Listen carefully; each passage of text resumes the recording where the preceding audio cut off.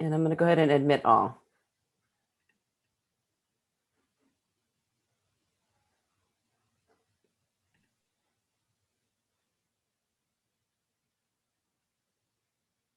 Good evening. Thank you for joining us for today's virtual community meeting. We're going to give folks a few more minutes to log into the meeting. For technical assistance throughout the presentation or to request Spanish translation, you may reach out to Special Projects Manager Iris Gonzalez at 210-207-5454. Hola, buenas noches. Gracias por acompañarnos a la reunión de la comunidad virtual de hoy. Le daremos a la gente unos minutos más para iniciar la reunión.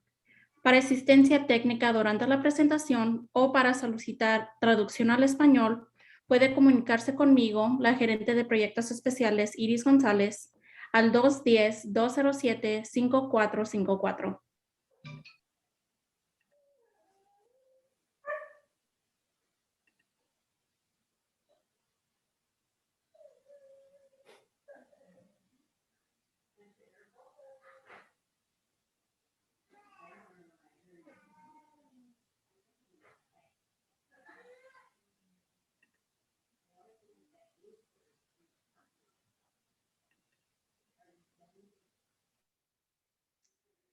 As we wait a few more minutes for folks to start to join the call, we would like to share a few important announcements. Once again, if you need language translation, please raise your hand on the Zoom platform or let us know in the chat. This community meeting is being recorded. If you do not wish to appear on the recording, please turn off your video.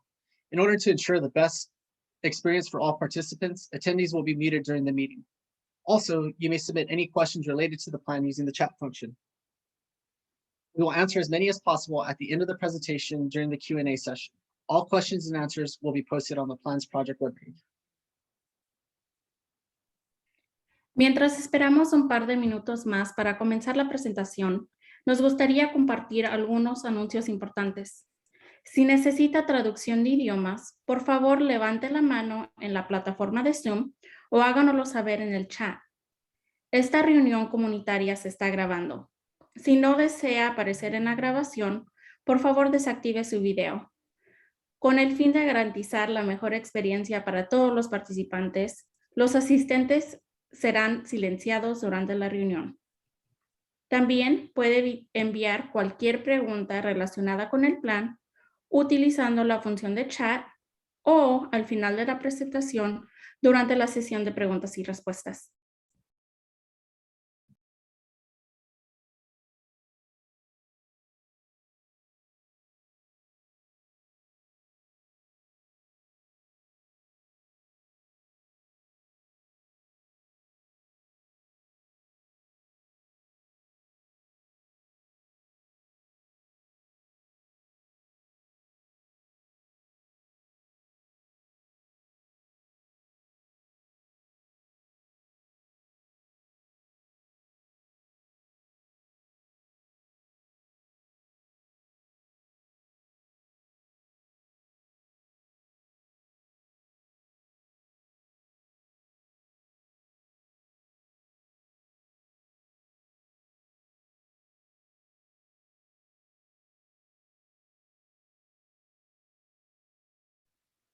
Thanks to a few of you folks that are just joining us. Just a reminder, we're going to give folks a few more minutes to log into the meeting. For any technical assistance throughout the presentation or to request Spanish translation, you may reach out to Special Projects Manager Iris Gonzalez at 210-207-5454. Buenas noches y muchas gracias por acompañarnos hoy a la reunión virtual de hoy. Le daremos a la gente unos minutos más para iniciar la reunión. Para asistencia técnica durante la presentación o para solicitar traducción al español, puede comunicarse conmigo, gerente de proyectos especiales Iris González, al 210-207-5454. Gracias.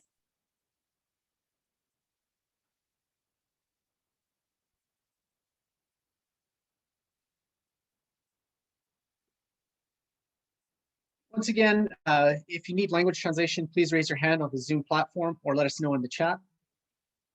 This community meeting is being recorded, so if you do not wish to appear on the recording, please turn off your video. In order to ensure the best experience for all participants, attendees will be muted during the meeting. Also, you may submit any questions related to the plan using the chat function. We will answer as many as possible at the end of the presentation during the Q&A session. All questions and answers will be posted on the plan's project webpage. Mientras esperamos un par de minutos para comenzar la presentación, nos gustaría compartir algunos anuncios importantes. Si necesita traducción de idiomas, por favor levanten la mano en la plataforma de Zoom o háganoslo saber en el chat. Esta reunión comunitaria se está grabando. Si no desea aparecer en la grabación, por favor desactive su video. Con el fin de garantizar la mejor experiencia para todos los participantes, los asistentes serán silenciados durante la reunión.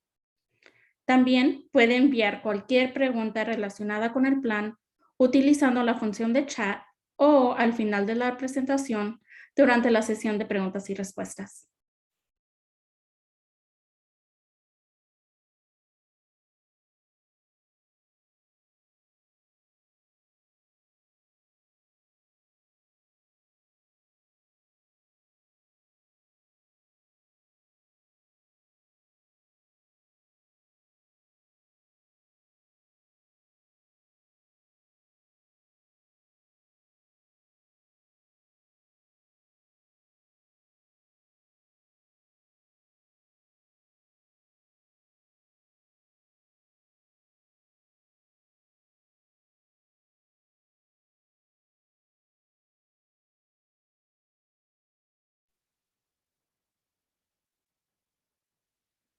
Good evening. Thank you for joining us for today's virtual community meeting.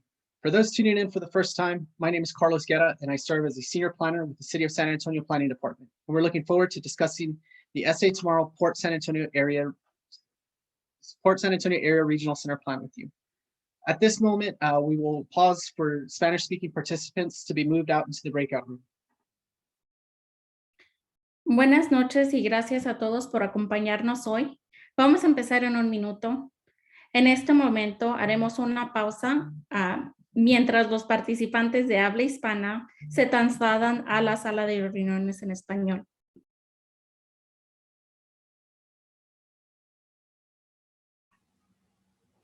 Carlos, it doesn't look like we have anybody going to the Spanish room. Okay, then we'll go ahead and proceed. Once again, my name is Carlos Guerra, and I'm a senior planner with the City of San Antonio Planning Department. And today we're looking forward to discussing the SA Tomorrow Port San Antonio Area Regional Center Plan with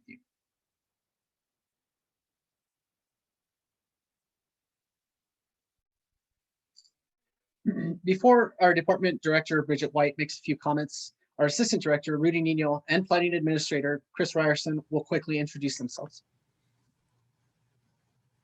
Good evening, everybody. My name is Rudy Nino, and I'm the Assistant Director of the City of San Antonio's Planning Department. Thank you all so much for participating in tonight's meeting.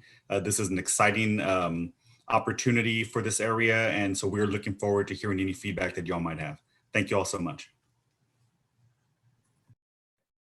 And good evening, I'm Chris Ryerson. I'm a Planning Administrator with the Planning Department, working with Carlos and the former Project Manager, Channery Gold, who many of you know, on this plan and many of our other sub-area plans that we're working on across the city. But as Rudy said, we're very happy to have you tonight. Looking forward to your questions and to presenting this draft plan to you. Thank you so much. Thanks, Rudy and Chris. I also wanted to thank several of our consultants who are helping us host this meeting this evening. Sonia Jimenez and Laura Calderon from Jimenez and Associates, and Gretchen Roofs from Auxiliary Marketing Services.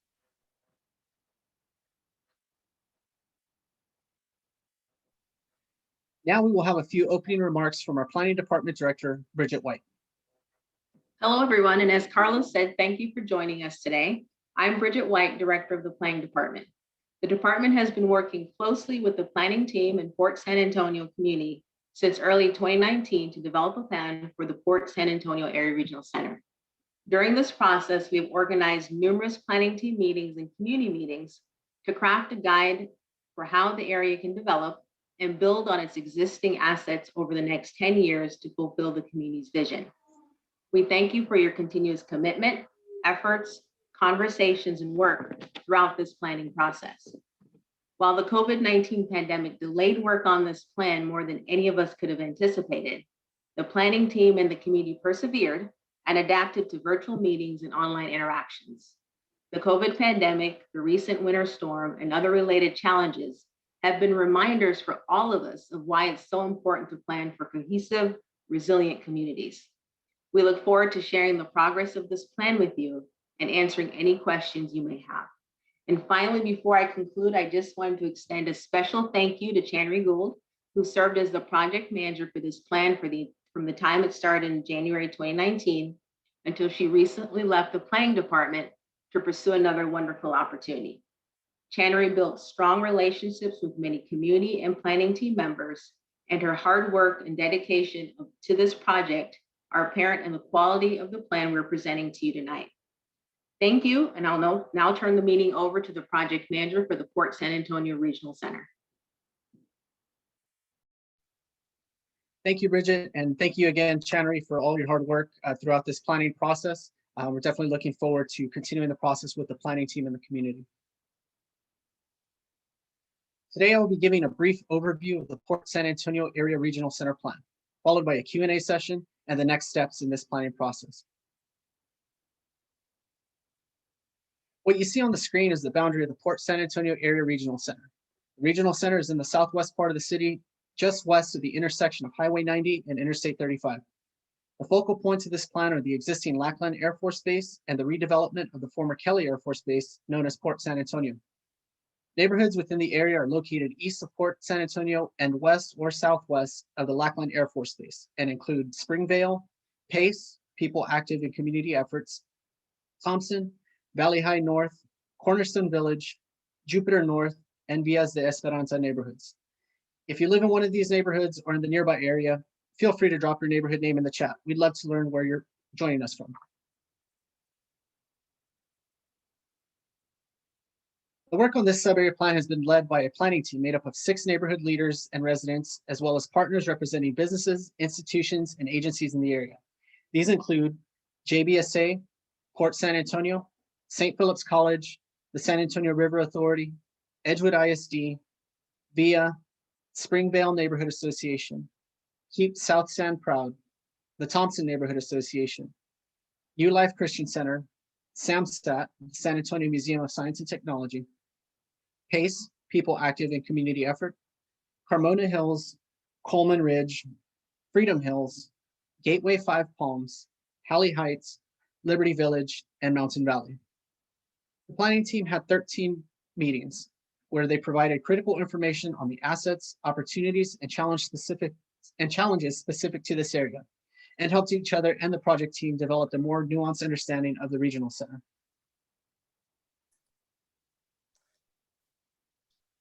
The Port San Antonio Area Regional Center Plan is being completed over several phases, including analysis and visioning, plan framework development, recommendations and implementation strategies, and documentation and adoption. We are currently wrapping up the recommendations and implementation strategies phase of the project with the posting of the draft plan on the project website, hosting this community meeting tonight, and inviting public comments on the plan. As we receive, compile, and review that public input and those comments on the draft plan, we will incorporate revisions into an updated draft. At that point, we will enter the final documentation and adoption phase, which will include public hearings where the draft plan is presented to the Planning Commission and ultimately adopted by our City Council. So to provide a little bit of context about the plan, the Port San Antonio Area Regional Center is one of 30 sub-area plans that are components of the SA Tomorrow Comprehensive Plan, which is the overarching planning document for the whole city. The comprehensive plan set the long-term policy direction for the city out to 2040 on a number of topics, including policies for growth and development that support citywide quality of life, as well as environmental, transportation, and fiscal goals. In addition to the comprehensive plan, there are 2 other citywide plans working simultaneously under SA Tomorrow: the multimodal transportation plan, guiding future city investments in transportation infrastructure, and the citywide sustainability plan, which leads our growth in environmentally smart ways.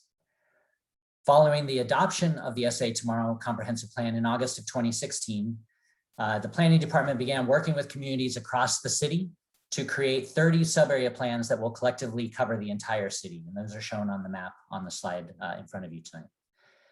The Port San Antonio Area Plan is one of 13 regional centers, which are the main employment areas of the city.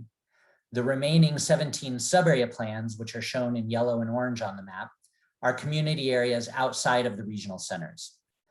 The goal of the sub-area plans is to provide a more coordinated and effective structure for planning across the city, recognizing and achieving both citywide goals as well as those more specific to each community. Relevant concepts and recommendations from existing neighborhood and community plans are integrated and carried forward into the planning for each sub-area.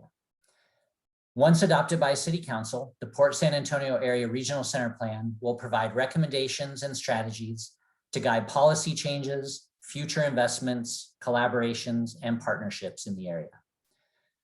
Toward the ends of this evening's presentation, we will show you several ways of accessing the draft Port San Antonio Area Regional Center Plan online, as well as several locations in your area where you can see a printed copy of the plan.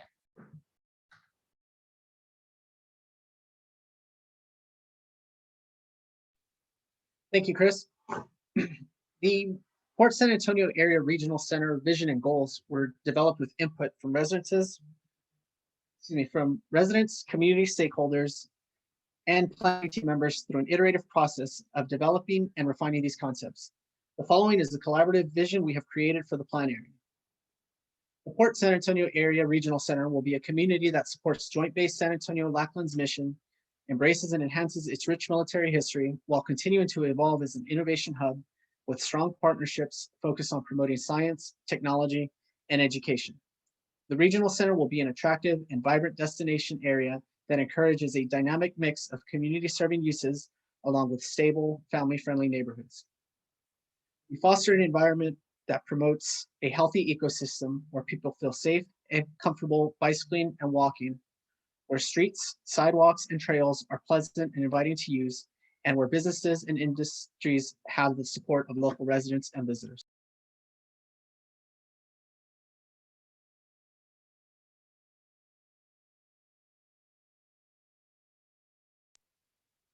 With that vision in mind, the community also defined a set of goals to guide future efforts to achieve the vision, including attract, retain, and support businesses and local talent to promote science, aerospace, aviation, logistics, and technology. Goal number 2, promote the regional center's military identity and preserves Port San Antonio's rich military history. Goal number 3, increase healthy and sustainable transportation options in areas with anticipated increases in intensity of public and private use. Goal number 4, increase housing options while preserving or increasing home ownership rates. And finally, goal number 5, create public-facing amenities and entertainment to transform the area into a destination.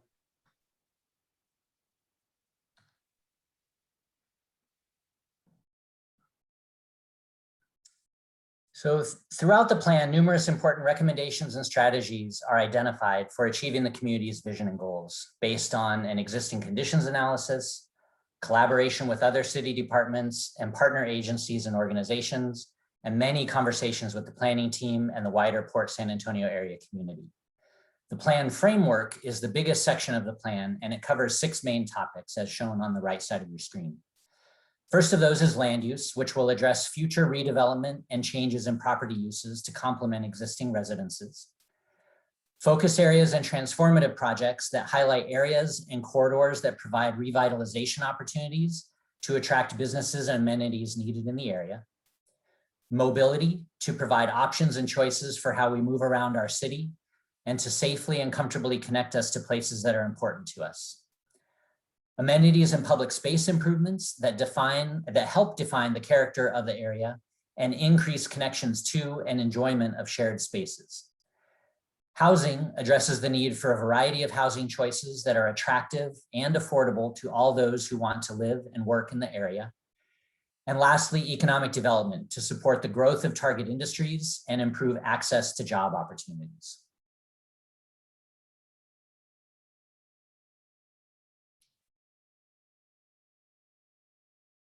While all the recommendations and strategies in the plan are important, the planning team and community identified some priorities that are either most critical to achieving the plan, vision, and goals, are more likely to be funded and implemented in the short term, perhaps build upon other existing or ongoing initiatives, or are a necessary first step to provide a foundation for other projects and investments. So some of these strategies and recommendations are presented on the plan framework map shown here, illustrating all of those that can be physically depicted in a way that shows important overlaps, adjacencies, and mutually supportive relationships. Some land use, housing, economic development, and other recommendations and strategies are not as easily depicted on the map, but are included in the implementation priorities list found in the plan. Together, the implementation priorities and the plan framework map represent the key strategic concepts and physical improvements that will influence future development of the Port San Antonio Area Regional Center. In the next few slides, we will highlight a few priorities identified by the planning team. And again, there were, I think, 22 recommendations and 65 or so specific strategies in the entire plan. The ones we're showing tonight are just a few of the priorities that were identified by the planning team as most important. But we encourage you to take time to review the full plan and provide feedback on any of the sections that are of interest to you. Again, we will explain several ways of doing this towards the end of the presentation. And tonight, we also encourage you to enter any questions you may have in the chat, and we'll try to answer as many of those as possible during the Q&A session that follows this presentation. So the first strategy, Land Use Strategy 1.1, addresses some aspects of how future development should occur in the area. And it says, in existing neighborhoods, require future redevelopment and changes in property uses to complement existing residences in terms of density, heights, and setbacks. Other land use strategies include incorporating a mix of multifamily development with commercial and institutional uses where appropriate, and ensuring the density and intensity of mixed use developments are suitable for their surroundings.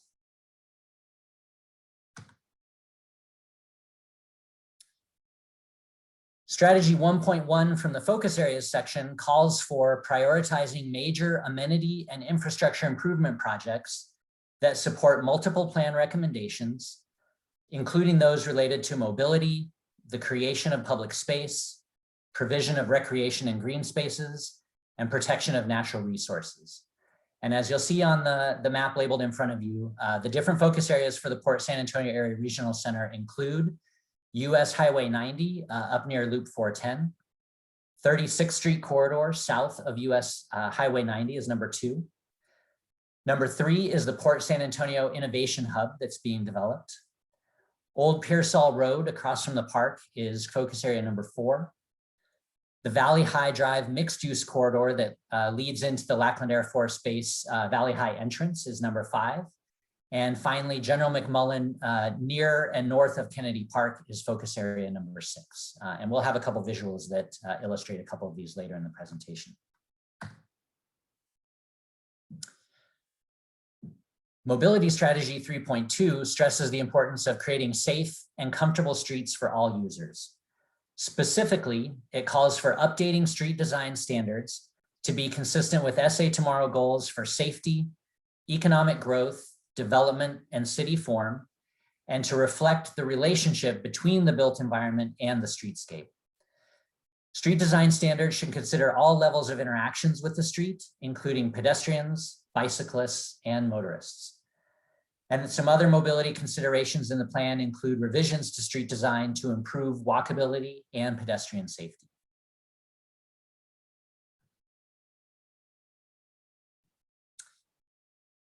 Amenities and public space strategy 1.3 identifies the importance of trees for creating more appealing and comfortable public spaces and walking opportunities.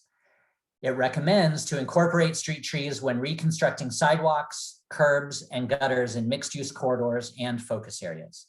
As we all know, in San Antonio's climate, shade is important for making walking a comfortable and viable transportation option. And just wanted to point out in the image on the screen, you'll see more street trees kind of on the left side of the street. Fewer trees are depicted in the foreground, basically just to avoid blocking the view of some of the other design elements. But the intention is that those types of street trees providing shade for pedestrians would of course be on both sides of the street. Additional recommendations in this section are given to improving pedestrian crosswalks, especially those with high pedestrian activity and near community assets. Just a couple more here. Strategy 1.3 in the housing section emphasizes the need for affordable housing options in all parts of the city, especially close to transit options and community amenities like parks, schools, shopping opportunities, etc. The strategy says to identify development sites to purchase for future affordable housing development that are in focus areas and along mixed use corridors through the use of a community land trust and or through partnership with the San Antonio Housing Authority and other nonprofit housing partners. It is also encouraged in this section to consider higher density housing and mixed use development within some of these focus areas. And the last priority recommendation before I turn it back over to Carlos is Economic Development Strategy 1.4, which addresses how to build and promote Port San Antonio as an innovation destination for the area's target industries, including aerospace, advanced manufacturing, cybersecurity, and military services. It says to partner with the San Antonio Economic Development Foundation, to reach out to property owners and businesses outside of the Port San Antonio Authority's control, to identify potential sites within the regional center that can support the growth of target industries. Should also help owners of commercial and industrial properties to leverage their proximity to Port San Antonio and Lackland Air Force Base to attract additional employers to the regional center. Another economic development strategy defined by the community was to create a mixed use center around the planned esports arena with walkable, inviting, safe, and accessible multimodal connections to other areas in Port San Antonio.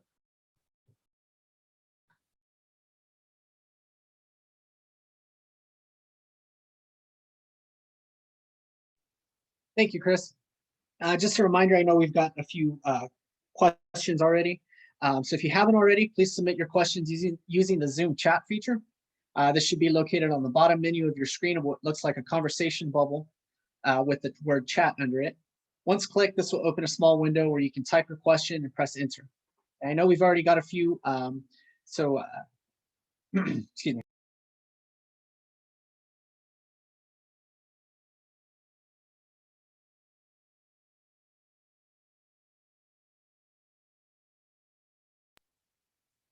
All right, thank you to everyone so far that submitted their questions and comments via the chat. Just a reminder, if we're not able to answer all of the questions this evening, we will be posting the questions and answers in the document library of the plan website.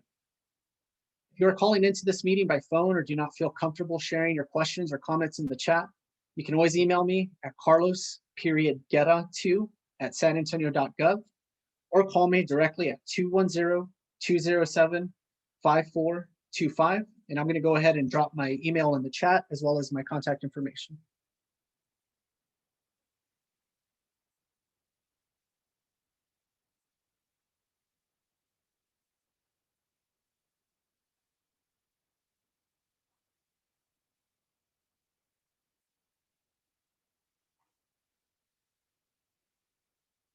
Okay, so to start this Q&A session, we'll answer a few questions that have commonly come up through the planning process, through other community meetings that we've had and other planning team meetings.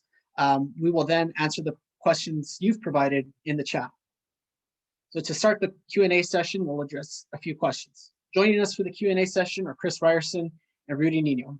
Chris Ryerson will be answering the first question.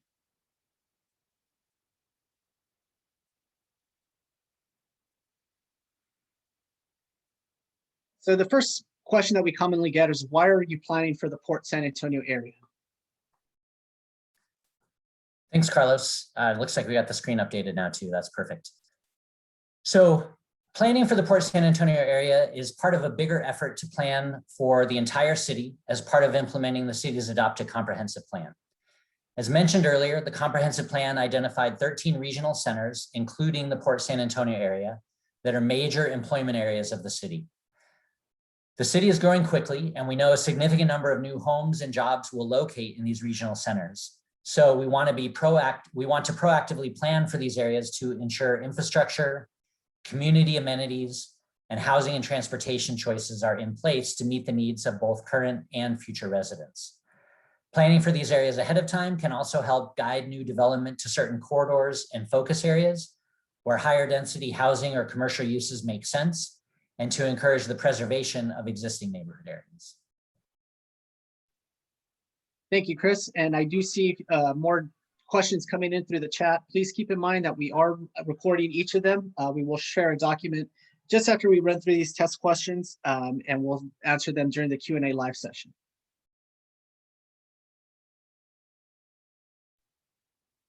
All right, so our second question is going to be answered by our Assistant Director, Rudy Nino. This question is, does this mean the city will rezone my property? Thank you, Carlos, for that question. While the land use maps and the sub-area plans and zoning are related, adoption of this plan does not mean that properties automatically get rezoned. Rezoning is its own dedicated process with many steps and several opportunities for community outreach and to property owners. City-initiated rezoning would occur in larger areas where existing zoning is inconsistent with the adopted future land use. This might occur in areas where zoning was never updated to match existing development patterns, or where new nodes of higher density development are anticipated, such as maybe in some of the areas within this planning process, or within the focus areas or around major future transit stations.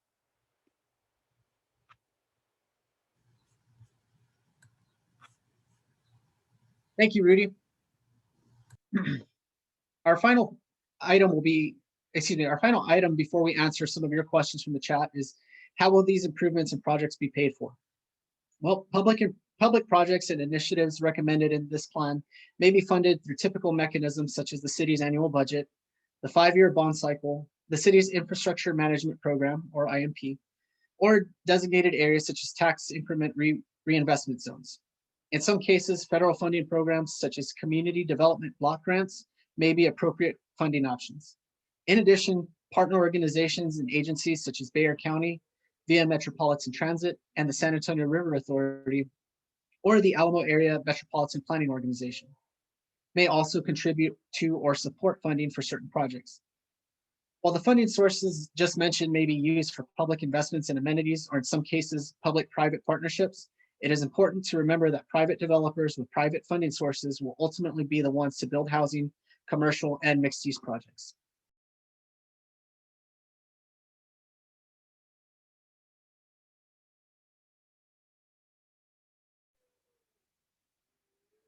All right, thank you, everyone who submitted your questions and comments via the chat. Our colleague is going to share her screen to highlight those questions we have received so far. Again, joining us for this Q&A session are myself, Carlos Guerra, Chris Ryerson, and Rudy Nino.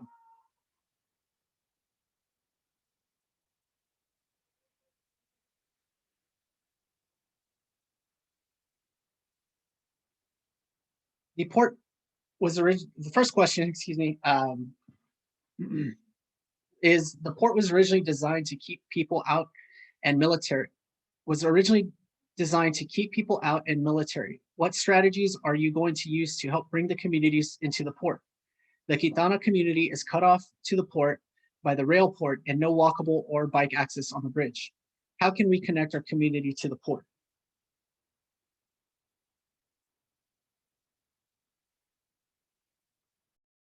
I can answer that question in a few of the recommendations in the amenities and public space section, and also through the mobility section.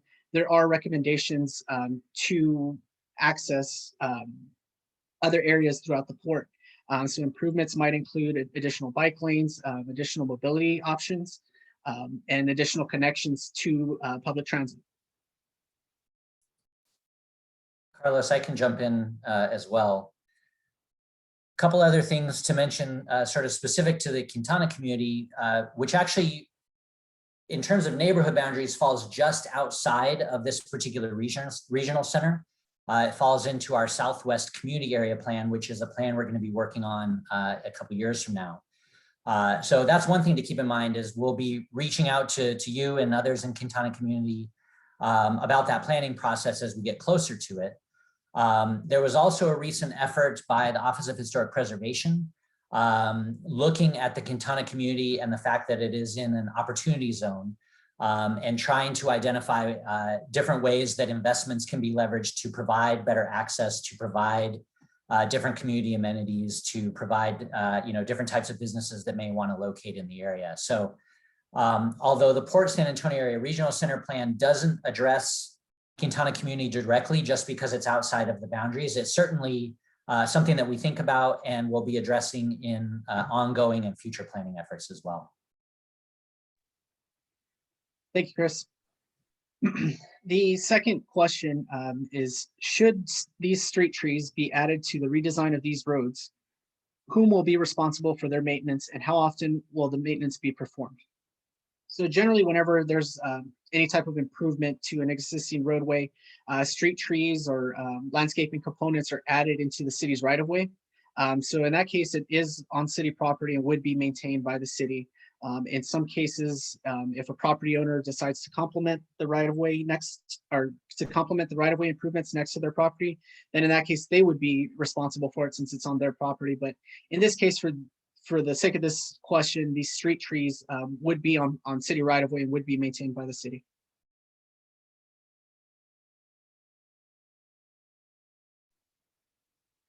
The third question we have is, a few years back, San Antonio AIA and the port did a master plan competition. Have you guys thought about using these concepts to help develop this process?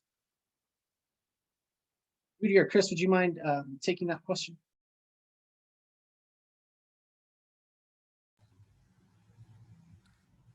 I will say that I don't know the exact answer to that, and we may get some insight from somebody else who is on the call.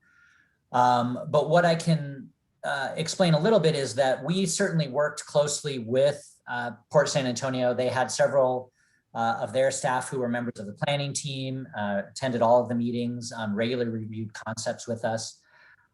So they're certainly aware of the overall plan that we're doing around their area, but they obviously also have their own master plan, which may have been informed by this AIA project that was referenced in the question.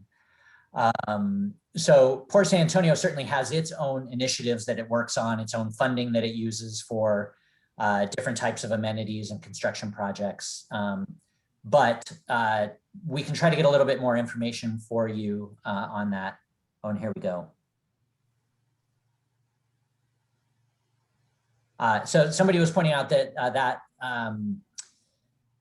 the AIA competition and some of the master planning process is certainly coming to fruition, for instance, with the Innovation Center, the planned esports area that Port San Antonio is working on, as well as some of the other recent developments, the different office buildings and such that they've worked on. So, but we'll also try to get more specific answer to that, and we can clarify that answer when we post questions and answers on the website after the meeting. And Rudy, I didn't know if you had anything else to add to that you might. No, I thought that was a great answer. I mean, you're right. I think that many of the previous studies and plans that existed prior to the start of this planning process were certainly considered and given their due respect within various parts of this planning process. So there were a number of studies and plans, including the AIA plan, that were considered very early on so that we could use that to build upon as we continue the planning process with the planning team.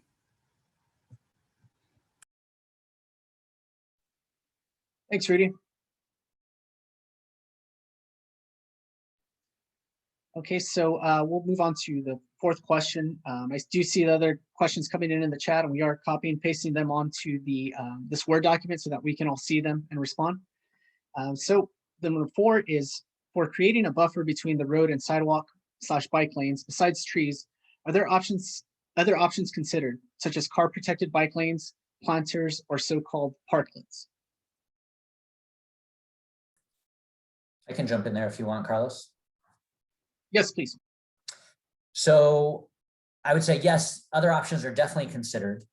And I think the thing to clarify, in most cases, the level of planning that we're able to do in these regional center plans and the other sub-area plans Essentially, we're able to recommend kind of general concepts and general design principles that the community has said they would like to see along certain streets or others.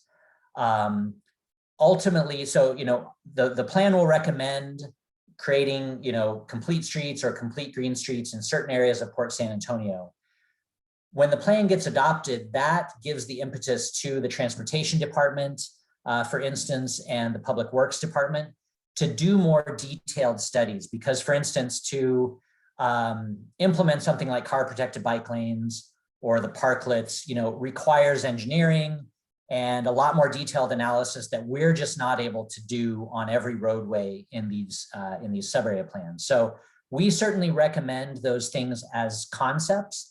And then the other departments mentioned, transportation and public works, ultimately that would build the projects, will come along and do the more detailed studies to really measure the right of way of the road, understand the exact traffic patterns and traffic volumes along a road, understand parking needs in the area, and make reasoned recommendations based on that. Those will also go through a future community process, so that when they come up with their proposed recommendations, the community gets invited to meetings, of course, to say, yes, that makes sense to us, or no, we'd like to revise it this way. And there will be a community process around that more detailed type of design work ultimately. Thank you, Chris. We'll go ahead and move on to number 5, and we'll have Rudy Nino answer it since it's specific to him. This is in regard to the answer about property being rezoned. I think those watching the stream would like a more simplified response to the question, as it is almost sounded as though the city would take property as needed, which could scare residents. Sure, thank you, Carlos. Definitely, I'd like to clarify that. As I'm sure we all understand, the concepts of land use and zoning can be somewhat complicated, but to, as you say, provide us a more simplified response. Absolutely, I think that it's important, number one, first and foremost, for people to understand that the city in no way would be taking the use of somebody's property or in any way taking an individual's property for some other use. That is, if you look through the plan and this draft plan, I think that you'll find that in nowhere within the plan does it recommend that. Quite the opposite. This plan is about enhancing community, trying to connect communities and build an area for the future that provides additional job opportunities and housing choices that also connect this center to the rest of San Antonio in a much better fashion. And in order for us to do that, we'll look at the land use. And so the planning team has done a really good job with our staff at looking at the land use and identifying where certain types of uses should go, whether industrial should go within a particular area or residential or commercial, and at what level of intensity should that look like. Typically what follows the adoption of a plan and the adoption of this land use map that you're going to see when you review this plan is the process of zoning the area. Because oftentimes the community's vision needs to match with what can actually occur on the ground. And so what we would do then is we would do an evaluation of the area to determine, okay, does zoning need to be updated in order to match the community's vision? And so if there's an area that was categorized, let's say as industrial, maybe in 1970, but through this community planning process, it was determined really this area should be more for housing or should be a commercial area to enhance access to grocery stores and community services, then it's incumbent upon the city to go in and rezone that property so that the community's vision can be borne out. So I hope that answers the question a little bit more clearly. The city will do a much more intense, deeper dive into the zoning that is appropriate for an area following the adoption of the land use map that the community has bought in on.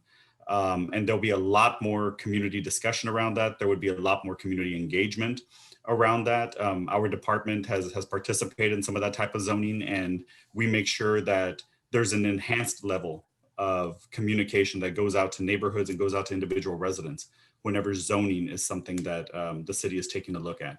So just know that there would be a lot more communication about the zoning of property in the future following the adoption of a plan like this. and I think it might be worth mentioning, and Rudy, correct me if you disagree, but you know, from what I know of the area and what I know of the future land use map that's in the plan, I would say that the great majority of properties in the area probably wouldn't be considered as needing any type of rezoning. I mean, it's very specific circumstances that the city would look at and say to the property owners, hey, we need to work on rezoning our properties. But probably the great majority of properties in the area don't even really need to worry about undergoing that sort of a process. So I'd agree. I think that that this is one of those unique areas, one of those unique regional centers in the city where, yeah, you're right. I don't think that there really would be much additional rezoning that would need to take place. And I think that if anything, there may be some areas where we need to continue to help neighborhoods maintain a stabilized environment. And in those cases, of course, you know, we will make every effort to do that. But you're right. That was a great question. And thank you, Rudy and Chris, for your very thoughtful answer and our thorough answer, rather. We did have more questions come in, so we brought up a second page, and I'll go ahead and start reading off the questions, and we'll go ahead and answer them just as we did on the previous page. So the 7th question that we've received is, can you explain the Kelly Parkway study and its status in the plan? The Kelly Parkway study is being wrapped up into the mobility section of the plan. So we're definitely reviewing it and taking it into account when we make mobility recommendations. I don't know, Chris, would you be able to elaborate a little more on that? Sure, absolutely. So the Kelly Parkway study, I think, if I remember correctly, might have first been completed something like 20 years ago. And then I think it was revisited maybe 10 years ago or something like that. So Channery, the former project manager, was very aware of it. And we've had a number of conversations with the transportation department and the public works department. These days, it's more the transportation department that works on what is called the major thoroughfare plan. And the Kelly Parkway is designated on this major thoroughfare plan, which is essentially a map that the city has that maps out all of our current roadways, sort of based on their different types, whether they're more, high capacity arterials or, potential highways, things like that. But also potential future roadways that may be needed in different parts of the city if certain types of development occur. And so the Kelly Parkway, as proposed many years ago, extends from up kind of the northeast corner of the Port San Antonio area regional center plan, kind of cuts down through the plan through Port San Antonio. Actually, the way it's drawn on the map would kind of cut through the Quintana neighborhood that was mentioned earlier, and then head further south across southeast military or southwest military there, and then curve east and head out towards the Brooks area through a lot of South San Antonio. So there's a lot of Kelly Parkway to consider, a number of different segments, and the transportation department is very aware of that. In fact, they're working on some potential revisions in the parts in southern San Antonio based on some different circumstances that have come up. But we have a recommendation and a strategy in the Port San Antonio plan to basically ask the transportation department to look at the Kelly Parkway study within the Port San Antonio area again, and determine which aspects of it are still relevant, if the alignment still makes sense, all of those sorts of things. So it's not something that we can determine and make a specific recommendation on within the context of this plan, but we've put a recommendation in there to get that other department to take a closer look in the coming years and really update that study and update how that's depicted on the map and whether it, which aspects of it need to continue to be considered for funding. So hopefully that answers the question. If not, let us know in the chat and we can circle back for sure. Thank you, Chris. The 8th question is there a plan for the historical housing at the Port of SA? So within the plan of the first housing recommendation is to preserve the character of the existing neighborhoods through infill development and reinvestment that is context sensitive to architectural styles, building scale and height and size of lots, while supporting the retention of existing residences by mitigating impacts of new development and rising property values. So really what that means is we can preserve the character in existing neighborhoods through development, where infill development, for example, is areas where you might see one house, a vacant lot, and then another house. So the question is, what is appropriate to go into that vacant lot, into that infill lot? And so through this recommendation, it recommends that whatever reinvestment or whatever types of development are sensitive to the existing architectural style. So are those, is that infill development going to match the scale and intensity of the buildings around it? Is what that recommendation tries to address, and tries to ensure that those communities keep that same character that the neighborhoods have come to appreciate over the years. Carlos, if I can just also jump in, I think that maybe there were some questions also, or there was a question also about the very specific historically designated houses that are on the base. And so I just also wanted to add to that, because some of that housing is actually designated as a historic landmark, the port would go through a process as the owners of the property to make any sort of redevelopment or updates to any of those structures. And so currently, Port SA has indicated that some of the housing will remain, and such as the Gateway Villages apartment complex. So I just wanted to offer that up for folks for information. Thank you. Okay, thank you for that answer. The ninth question that we've had is, when is this anticipated to be completed? The plan is anticipated, ideally we'd like to complete it by the end of the year. After this meeting tonight, well, like we did mention, we do have the draft plan available for comment. So there is a public input process, and that will close on Sunday, July 18th. After that, we will take those recommendations and take them out to the planning team and get their buy-in from it if we have to make any changes. And then we will take that to ultimately up to City Council. So it will go before the Comprehensive Planning Committee, the Planning Commission, and then ultimately City Council. So if you consider those public input, or excuse me, those public hearing dates and the timelines between those, it kind of stretches us out a few months. So this is anticipated to be completed by the end of the year, so late 2021. Number 10 is, were there specific recommendations made in regard to the density of mixed-use buildings? For instance, building height and amount of residences. Through the land use plan, there are certain land use designations that only will allow certain number of dwelling units per acre or certain square footages of certain buildings, which addresses the density.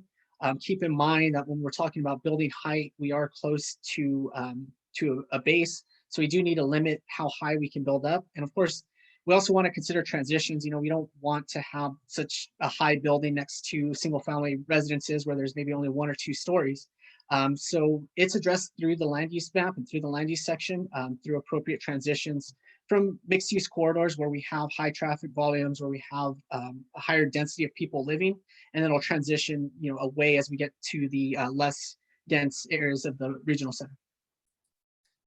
And Carlos, just to build on what you were just talking about, for the person who asked that question and others who are going to be looking at the plan online, hopefully downloading that PDF and taking a look.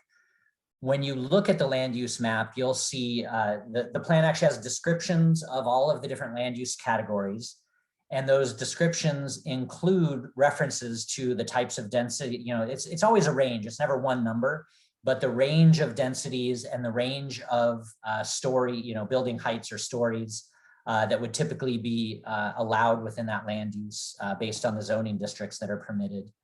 And one thing to keep in mind, when you look at those different categories, they're each represented by a different color. And in most categories, there's sort of a range or a, all of a sudden the word is escaping me, but there's a range within, for instance, residential, from lower density residential up to medium density up to higher density. Or within commercial areas, you'll see there's neighborhood level commercial, more community serving commercial, or more regional serving commercial. So within each of those land use categories, even the name kind of gives you an idea about the anticipated intensity or density of different uses, ranging from usually neighborhood or low density on the low end up through something like regional or high density on the high end. So that should give you kind of a basic roadmap when you're looking at that land use map. And we certainly recognize that land use and zoning are among the most complicated aspects of these plans, especially if it's not something that you deal with on a regular basis like we do. So as you have any questions, we're going to be putting Carlos's contact information up in the chat, and we'll be showing it again at the end of the presentation. Reach out at any time with questions. Carlos or myself or both of us can certainly get on a call with you and answer specific questions you have about land use to make sure that you understand it and feel comfortable with it.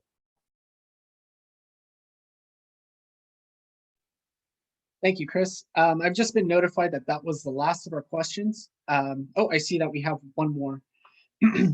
Will neighborhood leaders be receiving copies of the draft plan? I recall Channery asking if anyone preferred a hard copy of the plan instead of reviewing the draft online. This would allow leaders to share the draft plans with members of their neighborhood associations. So to answer that question, yeah, absolutely. All you would have to do is just request it from us, and we can make sure that you receive a hard copy. I definitely understand the benefit of being able to share a hard copy with your neighborhood association and reviewing it together. We definitely appreciate that. You know, that being said, I am available to attend neighborhood association meetings as well. So if there's, you know, a time that there's any comments or questions, you know, I can definitely make myself available to answer those questions. And also keep in mind, we do have, and I'll go over the list in a second, we do have hard copies available at the libraries that are located within the plan area. And those libraries are the Johnson Library, the Miller's Pond Community Center, the Normoil Community Center, and the District 4 Council Office at Pearsall Park. But yes, to circle back to the question, if you send me a request for a draft plan for yourself, I'd be glad to present it to you.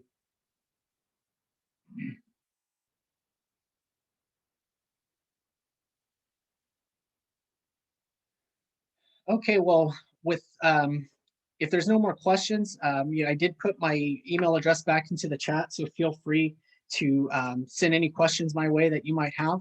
I'd be glad to answer them for you. And then, of course, if you do request a hard copy of the comprehensive plan, we can get that to you as well. Just send me an email or give me a call, 210-207-5425.